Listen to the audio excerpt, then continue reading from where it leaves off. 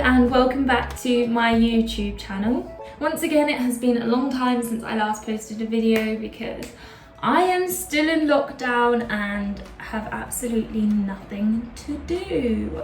But I thought this video would be a fun and interesting one to do because I personally like watching them myself. I love seeing how everyone's day-to-day diets vary.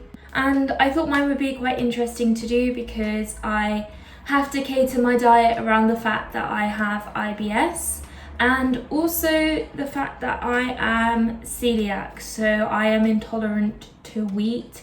I'm not actually intolerant to gluten, but both wheat and gluten does fall under the celiac category. So it means that I do have to cater my diet around that. It can be a bit frustrating, and on the days that I am not as strict with myself or don't cater so much around it, I end up in a lot of pain with a lot of bloating, and it's just not fun. So I thought I would show you what I eat on a day-to-day basis. Obviously, I am only showing you one day's worth of food. However, with each meal, I will explain potential other options that I do sometimes have on a frequent basis. Shout out to Primark for the cutest Lilo and Stitch pajamas. Well, technically these are just Stitch, but they're adorable. Before we start the video, please give this video a like. Don't forget to subscribe.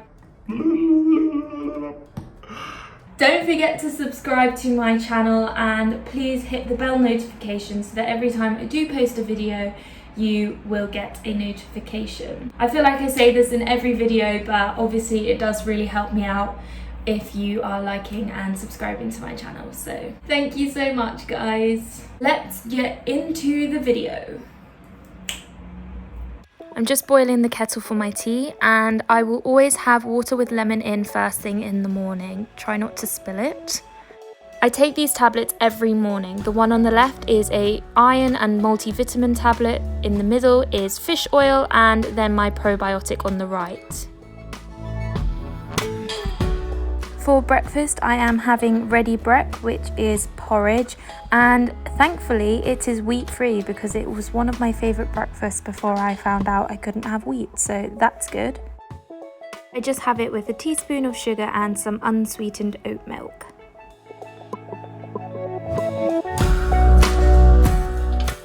Firstly, how cute is this mug? And as we all know, I always have a cup of English breakfast tea with my breakfast every single morning. And I also have this with the unsweetened oat milk as well, and it tastes so good. And this is my breakfast for today: lemon water, porridge oats, and a cup of tea.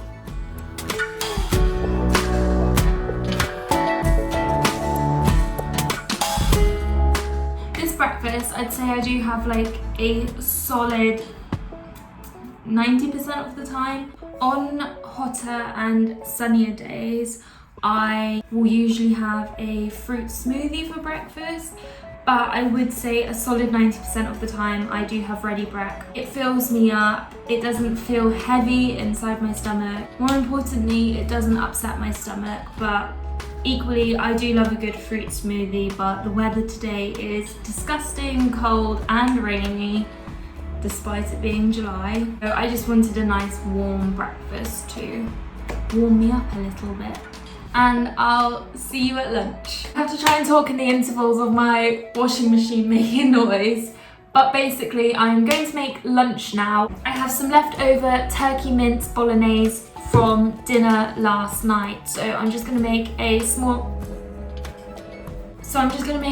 small portion of pasta and have that with it, because I prefer having my bigger meals at lunchtime, because not only do I have a relatively small breakfast and then the lunch refuels me for the rest of the day, but I also don't like having heavy dinners because it really triggers my IBS right before bed. No matter what I eat, like I'll feel completely bloated and I won't have a very good sleep. So I'm just gonna start making my pasta and I'll show you the end result. Let's get cooking!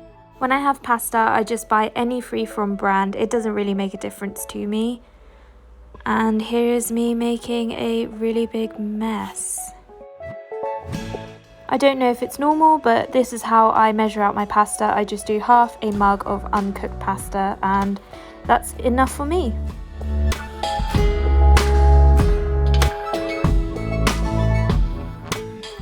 So I mixed it all up and added some cheese, and because of this I had to take some lactase enzyme digest, which just helps me digest dairy. Other lunches that I will sometimes have are like jacket potato and beans, or a tuna pasta dish, but it mostly revolves around quite a carbohydrate heavy meal, because obviously carbohydrates, they give you energy, which is perfect for a lunchtime meal because it gives me energy for the rest of the day. For my dinners, I tend to have a vegetable-based meal. So tonight I'm going to have some roasted veggies with some hummus. I absolutely love hummus, so I am pretty excited for this meal, even though most of you will be thinking it's grim. I'm so annoyed because I thought my camera was filming whilst I was peeling and chopping up this sweet potato, but it wasn't. But here is me now peeling and chopping up some carrots, and I also chop up some asparagus, and I'm going to boil some broccoli too.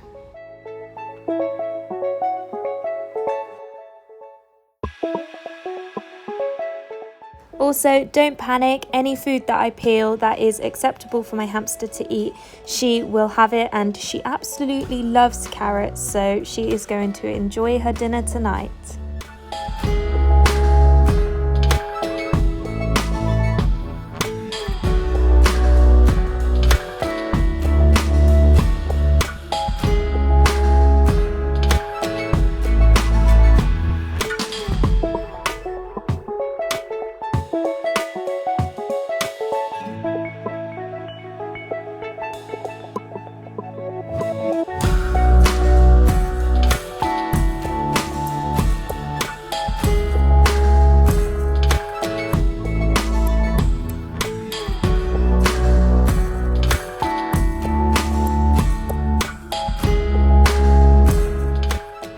This is my dinner. I've just got some carrots and sweet potato there, some broccoli and asparagus there, avocado and some hummus.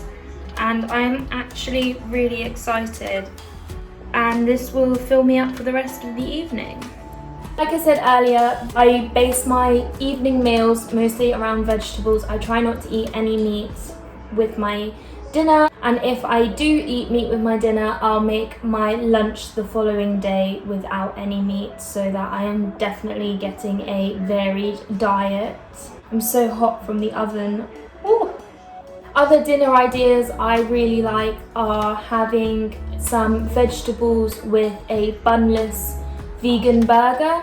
There's a brand that makes them vegan and gluten-free, which is perfect, and they're just divine. Occasionally, if I've been out and about during the day and I haven't been able to have a carbohydrate-filled lunch, I will have pasta for dinner instead, but I try to keep it mostly to what you see here, and that is literally just vegetables, whether that be a vegetable bake or a cauliflower steak. My dinners are based around vegetables, and since I've been cooking like this, it actually has made me fall in love with vegetables in a way I never thought I would, because I used to be such a fussy eater as a child and young teenager.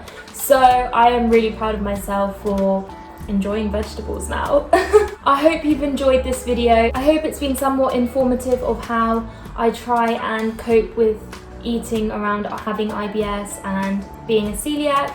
I do intend on in the future making a video more in depth about my personal experience with IBS and the struggles I've had with eating, and how it actually made me have a really love-hate relationship with food, as I just feel like there's not very many of those kinds of videos on YouTube. I found 3 videos, I think, about girls speaking about their honest experiences with IBS, and within that they talk about food and stuff. So I think I'm going to make a kind of similar video soon. I hope the diet side of it, of what you've seen, has been informative and enjoyable. So don't forget to give this video a like and subscribe to my channel, and I really hope you enjoyed the video, and I'll see you in the next one.